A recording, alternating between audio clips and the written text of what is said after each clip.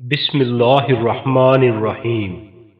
شروع اللہ تعالیٰ کے بابرکت نام سے جو بڑا مہربان اور نہایت رحم والا ہے۔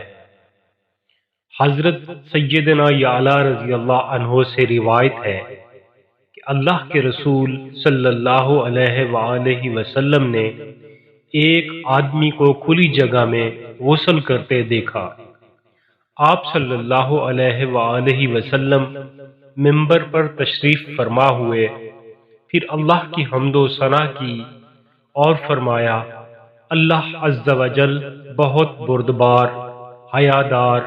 اور پردے والا ہے، حیا اور پردے کو پسند فرماتا ہے، لہذا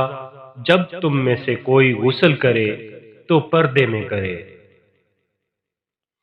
حضرت ابو ہریرہ رضی اللہ عنہ بیان کرتے ہیں، رسول اللہ صلی اللہ علیہ وآلہ وسلم نے فرمایا، اللہ تعالیٰ فرماتا ہے، میں اپنے بندے کے گمان کے ساتھ ہوں، جب وہ مجھے یاد کرتا ہے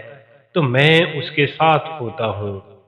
اگر وہ مجھے اپنے دل میں یاد کرتا ہے تو میں بھی اسے اپنے دل میں یاد کرتا ہوں، اور اگر وہ مجھے کسی مجلس میں یاد کرتا ہے تو میں اسے اس سے بہتر